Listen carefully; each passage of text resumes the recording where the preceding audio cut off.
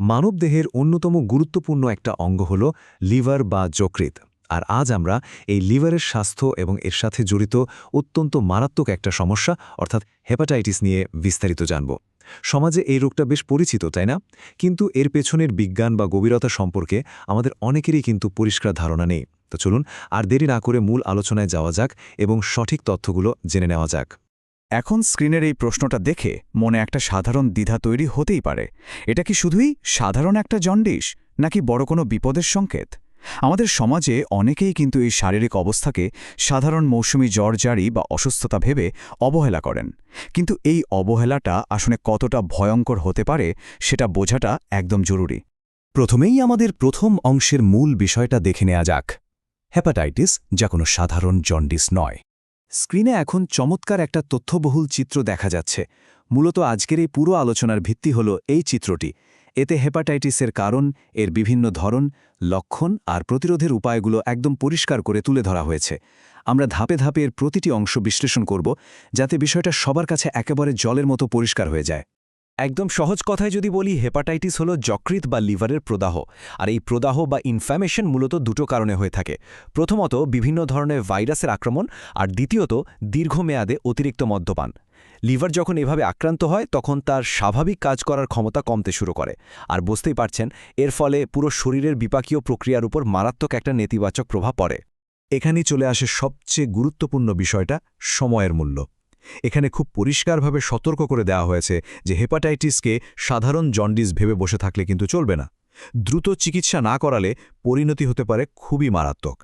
সঠিক সময়ে চিকিৎসা না পেলে এই প্রদাহ থেকেই লিভার সিরোসিস এমনকি লিভার ক্যান্সারের মতো প্রাণঘাতী রোগের ঝুঁকি বহুগুণে বেড়ে যায়। তার মানে অবহেলা করার কিন্তু কোনো সুযোগই নেই এখানে। এবার আসি আমাদের দ্বিতীয় অংশে, ধরন ও সংক্রমণের উপায়। চলুন জেনে নিই এই অদৃশ্য শত্রুগুলো আসলে ছড়ায় কিভাবে। শুরুতেই আসা যাক হেপাটাইটিস এ এবং এর কথায়। এই দুটো ছড়ানোর মূল কারণ হল দৈনন্দিন খাদ্যাভ্যাস এবং পরিষ্কারতার অভাব। দূষিত খাবার, পানের অযোগ্য দূষিত পানি আর ঠিকমতো সেদ্ধ বা রান্না না করা মাংস খাওয়ার মাধ্যমেই মূলত এই এ এবং ভাইরাস আমাদের শরীরে ঢোকে। অর্থাৎ অনিরাপদ খাবার আর পানি হল এখানকার প্রধান কালপ্রিট। অন্যদিকে হেপাটাইটিস বি এর বিষয়টা কিন্তু একদমই আলাদা। এটা কোনোভাবেই খাবার বা পানির মাধ্যমে ছড়ায় না, বরং আক্রান্ত ব্যক্তির রক্তের সংস্পর্শে এলে, একই ইনজেকশনের সুই একাধিক ব্যক্তি ব্যবহার করলে কিংবা অনিরাপদ শারীরিক সম্পর্কের মাধ্যমে এটা ছড়ায়। সহজ কথায়, এটা সরাসরি শরীরের তরল পদার্থের আদান প্রদানের সাথে জড়িত।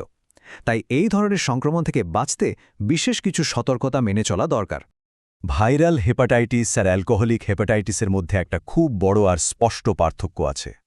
একদিকে ভাইরাল হেপাটাইটিস যেমন এ, ই এবং বি, যা পরিবেশ বা শারীরিক তরলের মাধ্যমে বাইরের ভাইরাস দিয়ে সংক্রমিত হয়। অন্যদিকে অ্যালকোহলিক হেপাটাইটিসে কিন্তু বাইরের কোনো ভাইরাসের হাত নেই। দীর্ঘদিন ধরে অতিরিক্ত মদ্যপানের ফলে লিভারের ভেতরে যে ক্ষতি হয়, এটা মূলত সেই দীর্ঘমেয়াদী প্রদাহ। দুটোই লিভারের জন্য চরম ক্ষতিকর, কিন্তু এদের উৎপত্তির কারণ পুরোপুরি আলাদা। এবার আমাদের তৃতীয় অংশ, প্রধান লক্ষণসমূহ। চলুন দেখে নিই শরীর আসলে কী ধরনের সংকেত দেয়। চোখ ও চামড়া অস্বাভাবিকভাবে হলুদ হয়ে যাওয়া, শরীরে চরম ক্লান্তি বা অবসাদ অনুভব করা, ঘন ঘন বমি ভাব বা বমি হওয়া এবং গাঢ় রঙের প্রস্রাব হওয়া, এই লক্ষণগুলো দেখা দিলে বুঝতে হবে লিভার কিন্তু চরম বিপদে আছে। এগুলো মূলত লিভারের স্বাভাবিক কার্যক্ষমতা কমে যাওয়া এবং রক্তে বিলিরুবিনের মাত্রা বেড়ে যাওয়ার একদম সরাসরি প্রমাণ। এগুলোকে কোনোভাবেই এড়িয়ে যাওয়া ঠিক হবে না। চলে আসলাম আমাদের শেষ অংশে, প্রতিরোধ ও সঠিক চিকিৎসা। চলুন সঠিক পদক্ষেপগুলো জেনে নিই। স্ক্রিনের এই কথাটা সবার খুব ভালোভাবে মাথা রাখা উচিত। সমাজে অনেকেই আছেন যারা এই রোগের ক্ষেত্রে অবৈজ্ঞানিক চিকিৎসার পেছনে ছোটেন, কিন্তু এখানে একদম স্পষ্টভাবে বলা হয়েছে কবিরাজি বা ভেষজ চিকিৎসা সম্পূর্ণ পরিহার করতে হবে। লিভারের মতো এত স্পর্শকাতর একটা অঙ্গের প্রদাহ কিন্তু কোনো সাধারণ টোটকায় সারে না। তাই সময় নষ্ট না করে সরাসরি একজন রেজিস্টার্ড বিশেষজ্ঞ ডাক্তারের কাছে যাওয়াটাই হলো একমাত্র বৈজ্ঞানিক এবং সঠিক সিদ্ধান্ত। নিজেদের আগে থেকে সুরক্ষিত রাখার দুটো মূল হাতিয়ার আছে আমাদের হাতে। প্রথমত, হেপাটাইটিস বি এর মতো মারাত্মক ধরন থেকে বাঁচতে অবশ্যই সঠিক সময়ে এর প্রতিরোধক ভ্যাকসিন বা টিকা নিয়ে নিতে হবে। আর দ্বিতীয়ত, সাবান দিয়ে হাত ধোয়া, নিরাপদ পানি পান করা থেকে শুরু করে দৈনন্দিন জীবনে পরিষ্কার পরিচ্ছন্ন আর স্বাস্থ্যকর একটা লাইফস্টাইল মেনে চলতে হবে।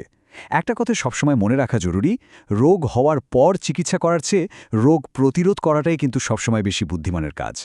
একদম শেষে এসে একটা প্রশ্ন সবার ভাবনার জন্য রেখে যাচ্ছি। লিভারের সুরক্ষায় আসলেই কি প্রতিদিন সঠিক পদক্ষেপ নেওয়া হচ্ছে? আজকের এই আলোচনা থেকে জানা তথ্যগুলো যদি দৈনন্দিন জীবনে প্রয়োগ করা যায়, তাহলেই কিন্তু এই নীরব ঘাতকের হাত থেকে সুরক্ষিত থাকা সম্ভব। সঠিক সময়ে ভ্যাকসিন নেয়া, নিরাপদ খাদ্যাভ্যাস আর চিকিৎসকের সঠিক পরামর্শ, এগুলোই পারে একটা সুস্থ লিভার নিশ্চিত করতে। এতক্ষণ সাথে থাকার জন্য সবাইকে অসংখ্য ধন্যবাদ। সবার সচেতনতা বৃদ্ধি পাক, সুস্থ থাকুক সবার লিভার।